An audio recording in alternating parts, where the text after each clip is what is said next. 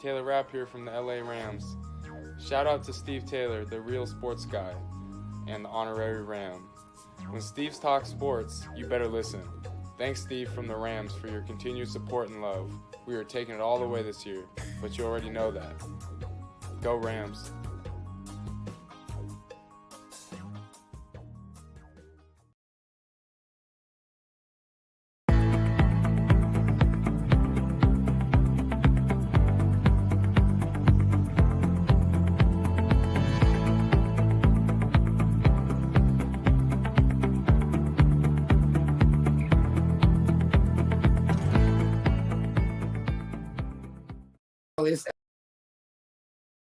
It's Albert Prince Bell, 21-0 checking in, and you rocking with Keeping It Real Sports. And we gonna be on here a lot of times. I love the platform. Check in, it's the new wave. Like, follow, subscribe, and do all that good stuff.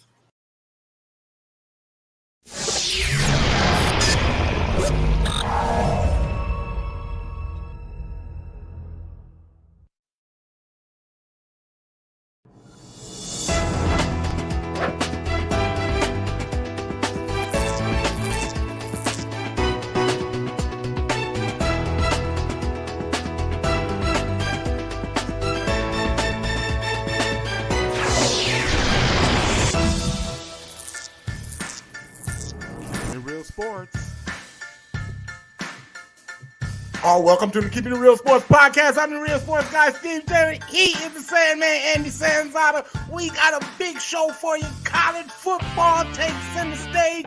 Oh, we're going to give you our top 10, break that all down, and we're going to break down the quarterbacks in the NFC North.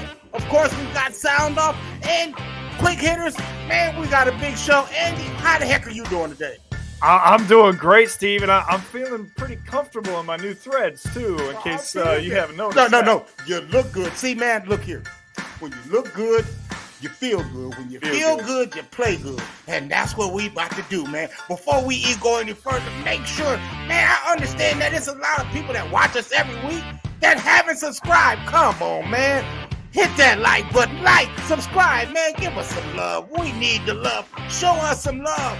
And look, while I'm talking about love, let's show you some love. We're going to love to do what we call the quick hitters.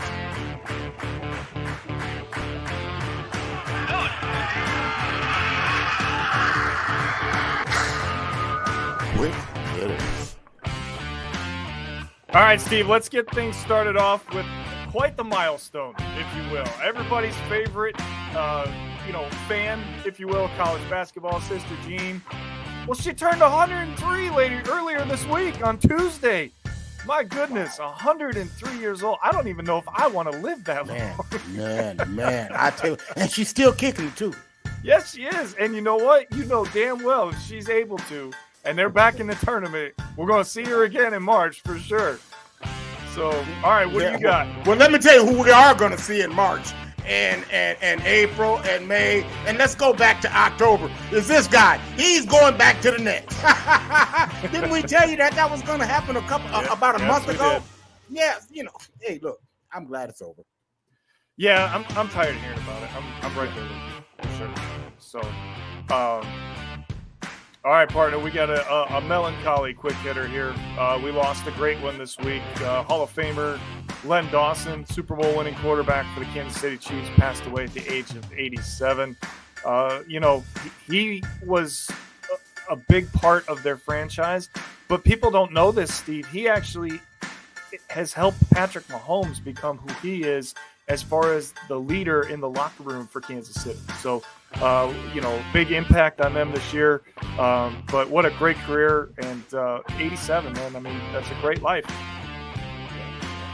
Yeah. Hey, look here, man. Let's go back and revisit the shocker of USC 278. Usman ahead on all scorecards, and he ran into this. A foot to the face that knocked him cold. Leon Edwards is now the new champion. Totally KO'ing Usman. Man, this is why I love the UFC. Yeah, I've never seen Usman get knocked out like that. That was quite the feat, for sure. No one else. No one else, that's right. Yeah. All right, so there you have it for quick hitters. But we're not done yet. I think we got some more. Let's do it. We call. Oh, by the way.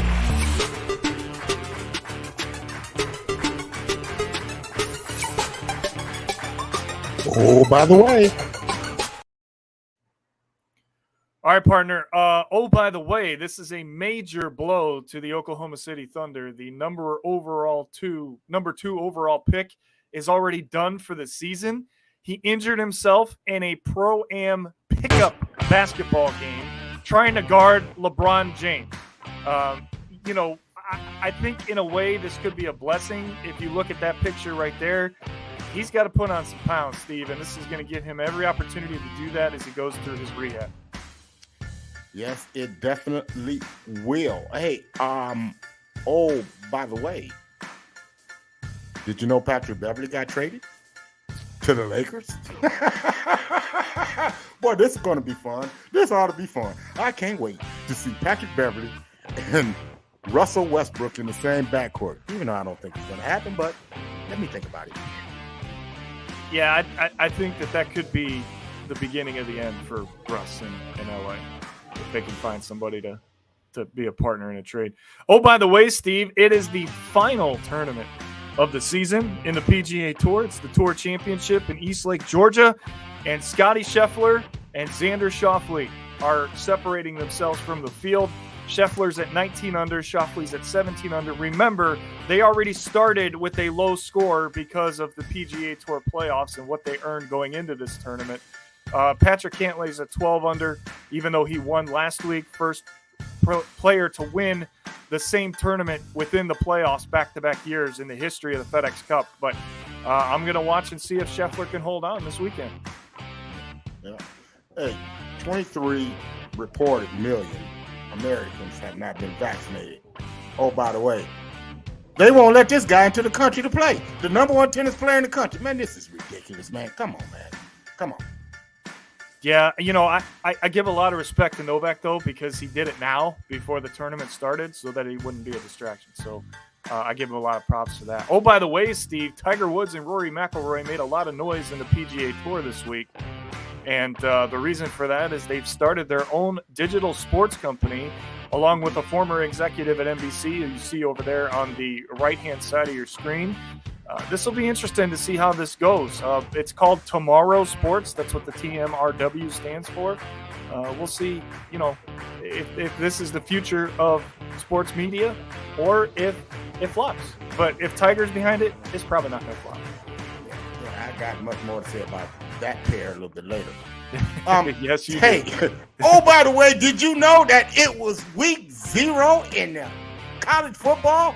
What do I mean? Look, it kicks off today in Dublin, Ireland. The Big Ten is going to be Northwestern and Nebraska. Nebraska with its revamped lineup that's brought in all of the transfer via the portal. I can't wait. Oh, by the way. Yeah, college football. I mean, that's all you need to say to me. I don't care who's playing. There's another game. I think it's the SWAC versus the MEAC later tonight at 7 o'clock. I'll be flipping between that and the Browns game. All right. Hey, look here. Let's hurry it up.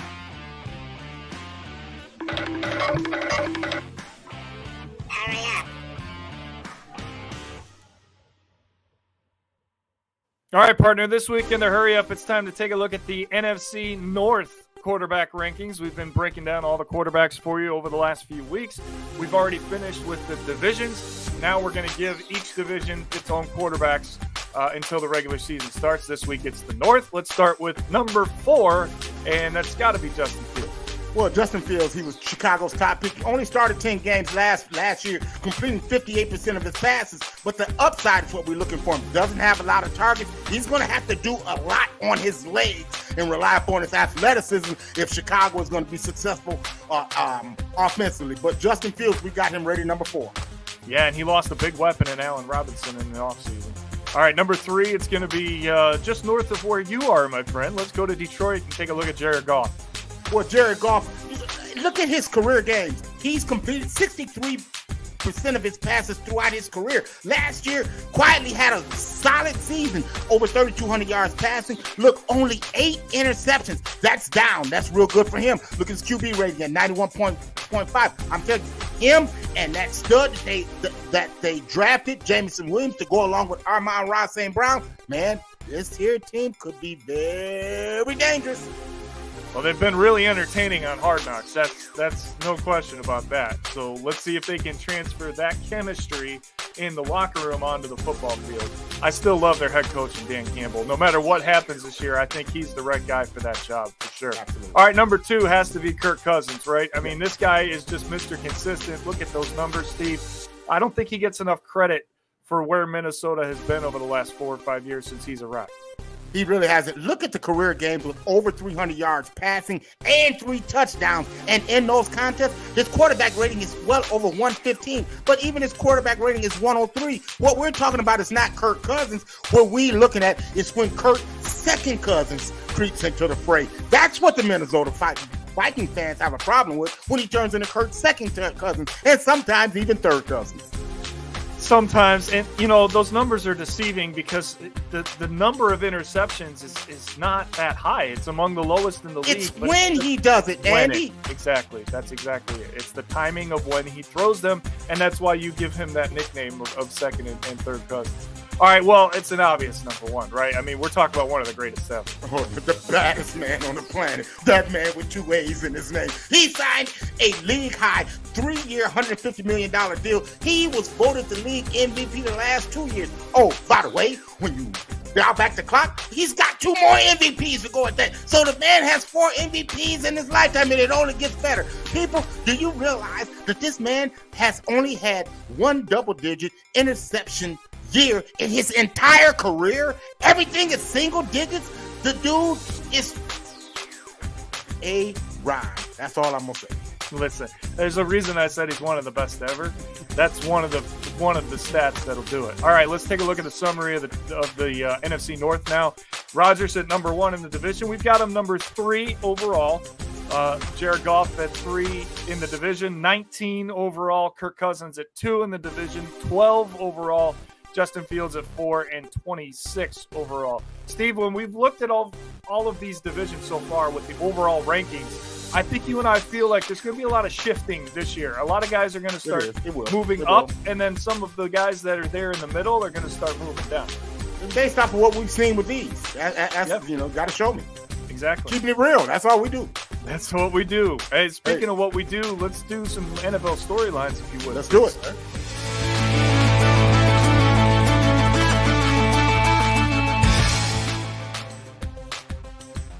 All right, major blow to the Dallas Cowboys this week. One of their best offensive linemen, if not the best offensive lineman on the Cowboys, maybe even in the NFL, tore his hamstring in practice, and he's going to be out until December, Steve. So 4 months right off the bat without Tyron Smith. Does this change your thoughts on if Dallas can win the NFC East? I mean, hey, look here. Obviously, in America can be closer than they appear, and those obviously are the Philadelphia Eagles. Look, say it out loud. You can downplay it if you want to. Tyron Smith tore the hamstring off of the bone, people. Okay, does that sound like he's going to be back this year? Don't sound like it to me. Man, look here, you can downplay it if you want to, but we know that the Dallas offense has done its best when that guy has been in the lineup. They're going to have to figure that out, Andy, and I'm a little worried. Yeah, I'd be a little nervous if I were a Cowboys fan as well. All right, next we've got, get back up here for a second. The Jets have some news coming out of their camp, but Denzel Mims wants out, not getting enough balls, doesn't feel like he's going to fit into their offense, so send him out of here, I guess. 2 words. Bye, Felicia. Yeah, this guy's like, what, maybe a number 3 or a number 4? Bye, Felicia. What does he expect? So, bye, right, this next one involves your Rams this week. The whole joint practice thing, it seems to work for some. It worked for the Browns and the Eagles last week, right? All we heard about were great things about both teams. This one didn't work out, Steve. Andy, some of the best fights that I've been in have been fights in practice, man. The best fight I ever saw was Robert Gaddis and Kenny Waters at practice, okay? Stop this, man. People were making, too much out of something. Okay, look here. This all stemmed to Leonard Floyd, the bad blood between Leonard Floyd and Lyle Collins when they were with the Bears and the Cowboys, respectively. okay? And the one thing Aaron Donald ain't going to have is guys throwing helmets at his guys, okay? When you start snatching my guys' helmets off, I'm going to grab yours, and that's what we see, people. Period in the story. Let's leave it alone. Let's move on. And I don't think the NFL is going to step in. They're not going to step in. It's just move on. All right, speaking of move on, where's Jimmy G going to move on to? Right? All right, Steve, let's play a game. It's called If Released, Where Do I Go? Man, because see, like, I really believe they're going to have to poop or get off the pot, Andy, and it's going to happen this weekend because Jimmy G carries a $24 million cap hit. Okay, if they release him, it's only a $2 million dead cap hit if they cut this guy. If not, he's going to be on for over $25 million. So my sources are telling me that they're going to release him. Where would you go? Would you go to New Orleans? Maybe. Everybody's saying Seattle, okay. But if you really want to stick it to the 49ers and play an offense that's similar to the one that you already, why not go to LA and just be the backup for Matthew Stafford and just regroup until next year? Yeah, it's going to be next year before you get a job anyway, so go that way. So I'm gonna step in here real quick, okay? And I know you didn't mention Cleveland, and I know you don't think that that's a good idea. But the reason I put Cleveland on here, okay? Jacoby Brissett is starting the last preseason game tonight, okay?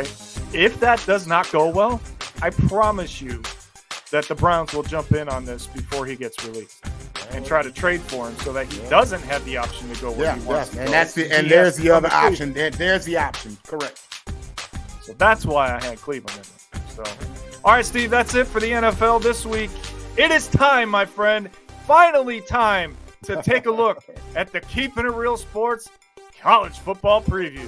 Man, I tell you, it is week 0, man, in college football, man, and we just couldn't wait to put this together. So let's do what we call our top 10, but we're going to give you the top 20 teams. But we'll highlight the top 10. You'll see.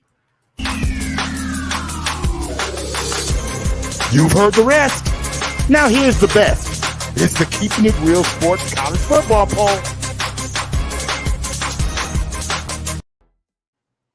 All right, partner, let's look at the top 20 first. We'll start at number 20. We're going to do this in groups. So the first group will be 20 through 16.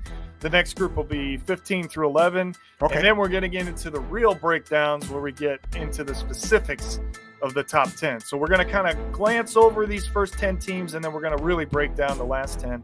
And then at the end, we're going to look at the All-American preseason team for the offense and defense. All right, you ready? Let's do it. All right, let's do it. So here we go. Well, we got Michigan State at 20, and I mean, Mel Tucker definitely turned that team around. He lost a lot, but he gained a lot. He made good use of the transfer portal, and I think with Mel Tucker, that's going to keep them at 20. At 19, look, we've got Miami because of the emergence of quarterback Tyler Van Dyke. Mario Cristobal is coming over there to try to bring that Miami mentality back.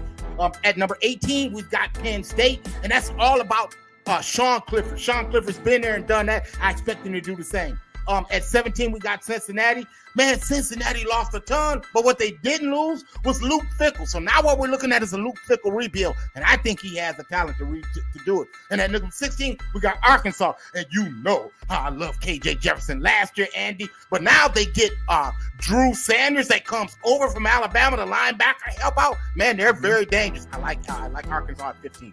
Yeah, they could be a sleeper in the SEC this year. They really could.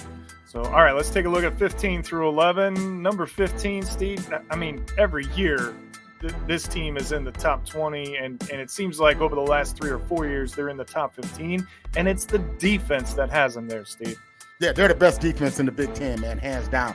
Wisconsin, they come in, and look at the thing about them is the emergence of Braylon Allen, that running back that they have. When we look at Oregon, we're looking at a redo. Dan Lanning comes over, the defensive coordinator from Georgia. He comes over. He inherits Noah Sewell, a talented linebacker. It should be interesting what he does with that. At 13, we've got Oklahoma State. Oklahoma State has returning quarterback Spencer Sanders. He's going to keep them very relevant.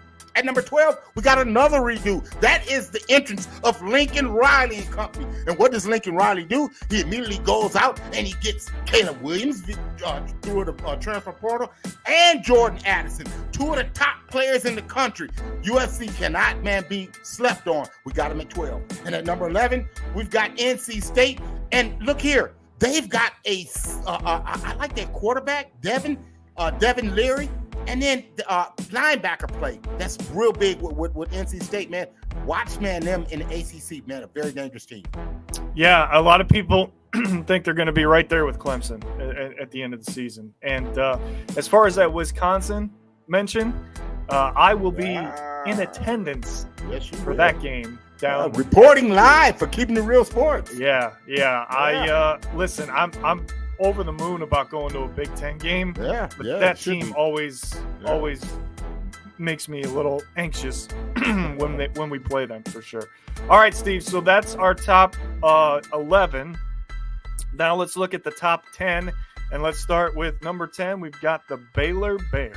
Yeah, absolutely, man. Baylor, man, rode a strong rushing attack and a stout defense en route to the Big 12 championship last year. The Big 12 should be in the Bears should be in the Big 12 chase again, as the offense and defensive lines are its strengths. The playmakers need to step up, but what they got was a preview of their quarterback game with Blake Shapen when he came in that bowl game last year to replace Gary Bohannon. But I like what Coach Dave Aranda has, man, in the Baylor Bears. They finished last year at 12-2. Man, we got them coming in at 10. All right, number 9, a lot of people think if anybody outside of Georgia can push Alabama in the SEC and potentially get into the playoff, it's these guys right here, the Texas A&M Aggies. Absolutely. They were 8-4 last year, but Jimbo Fisher landed the top-ranked recruiting class in the country. The Aggies have an extremely talented roster. There's questions at wide receiver and at quarterback, but the secondary should be tremendous. And even though that they have a new defensive line in place, man, they are very talented.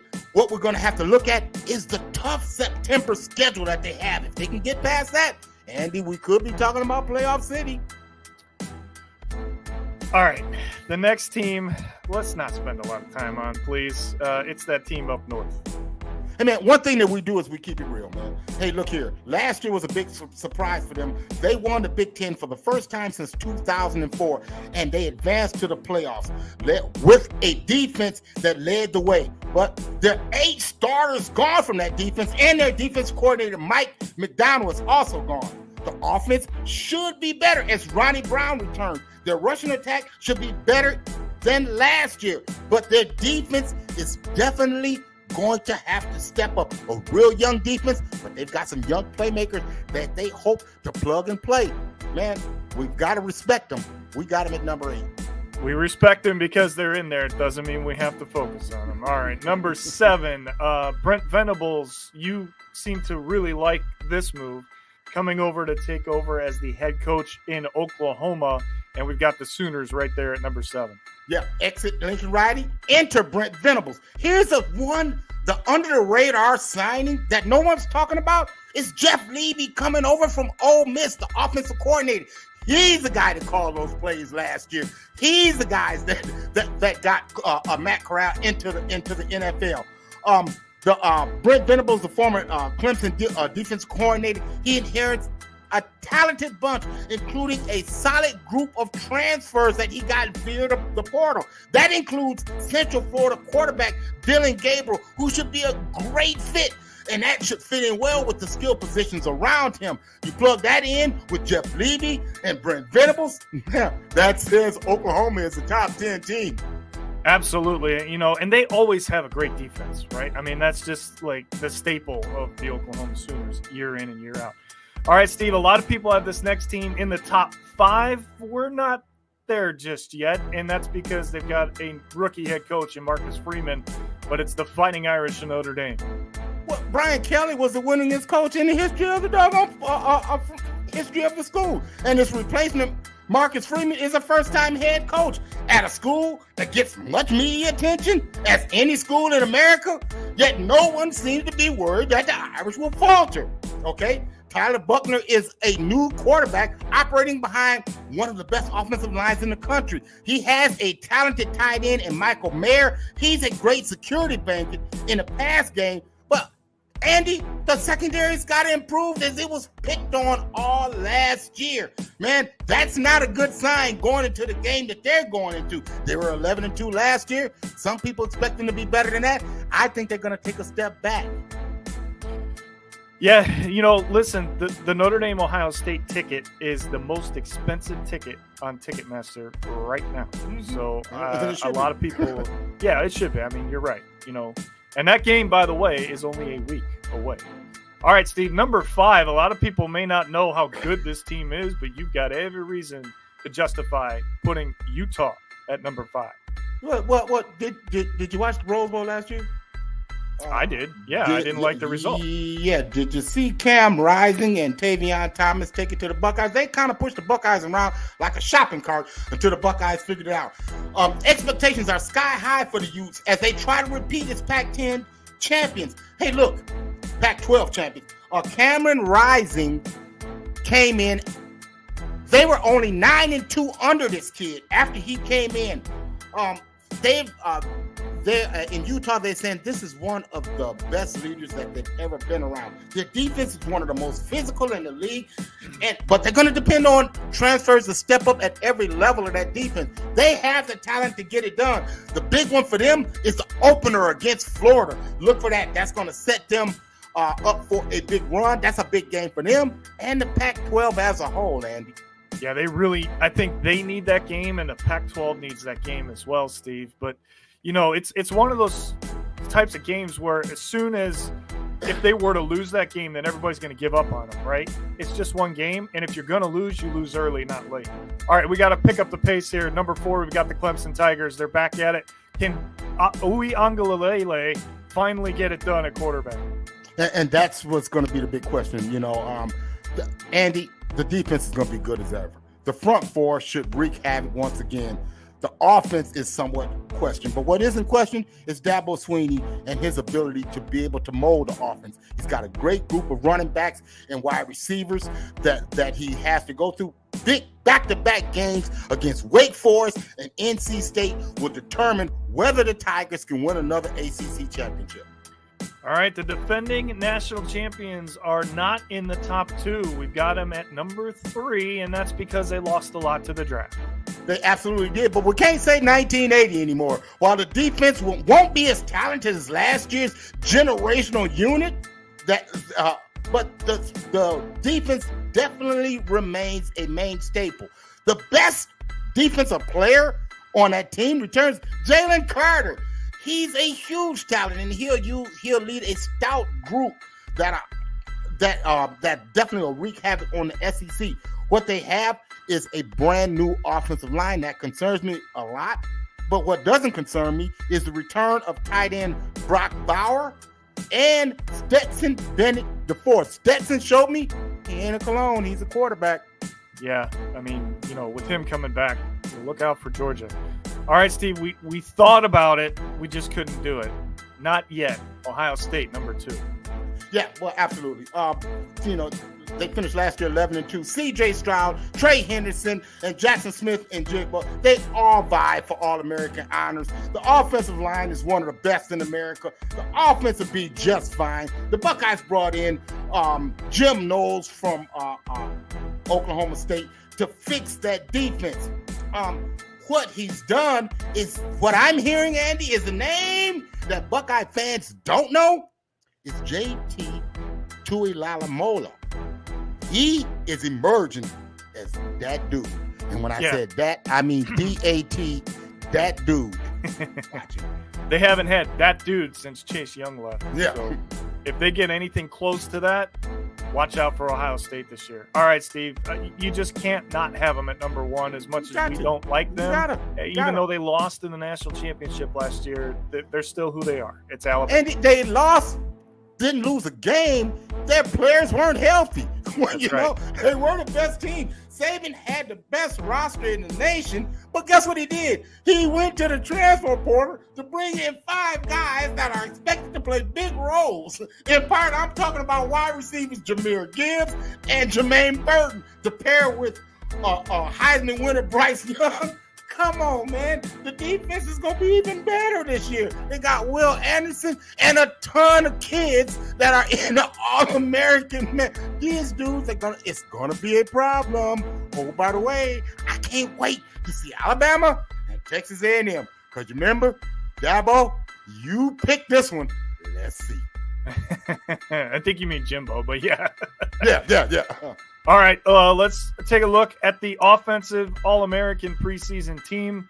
Quarterback Bryce Young. This is the first team, by the way. There are more players in the second and third teams, but we only have time for the first team. So you got Bryce Young at quarterback, Travion Henderson and Bijan Robinson at running back, the best receiver in the entire country at Jackson Smith-Njigba at Ohio State. Jordan Addison, as you talked about, transferring over to USC. Brock Bowers is the tight end at Georgia. And then the offensive line, Jared Patterson. I mean, there's always an offensive lineman in this group from Notre Dame, right? Same thing with Ohio State. Paris Johnson is probably a top 5 pick next year. Connor Galvin from Baylor. Andrew and Voorhees, the best of the bunch. And could be the best of the bunch. Andrew Voorhees. And, the kicker from that school up north. All right, so there's the offense. Now here's the defense. Jalen Carter has to lead the way, as you talked about earlier. Brian Breesy at Clemson, Will McDonald IV at Alabama, Will Anderson at Alabama, Jack Campbell at Iowa, Noah Sewell, as you talked about, inheriting over in Oregon, Riley Moss at Iowa. And Steve, we were talking about this before we got on the air. Iowa is going to be a tough matchup for a lot of teams this year, including the Ohio State Buckeyes. Oh, man, dude, Noah Sewell Jack Campbell led the nation in tackles last year, okay? Jack Campbell, that linebacker, the real deal. And then Riley Moss, his cover skill, man, them dudes going to be a problem, man. We just got to see if they can, move the football. But them dudes going to be a problem. Yeah, if they get any kind of offense, they're going to push Ohio State towards the Big Ten championship for sure. Jordan Battle, again, Alabama, Brandon Joseph at Notre Dame, Antonio Johnson at Texas A&M, and then the punter is Adam Korsak from Rutgers. So the Big Ten represented in multiple ways, Steve, amongst the All-Americans, amongst the top 20 as well. Listen, U of I have always felt like it's been the best conference over the last 3 or 4 years, the most consistent conference in terms of competitiveness. The SEC's right there, but we're a little bit of homers when it comes to our favoritism towards the Big Ten. But you know who's not a homer? The PGA Tour. I think you got a lot to say about that, my friend. Hey, man, let's sound it off, Andy.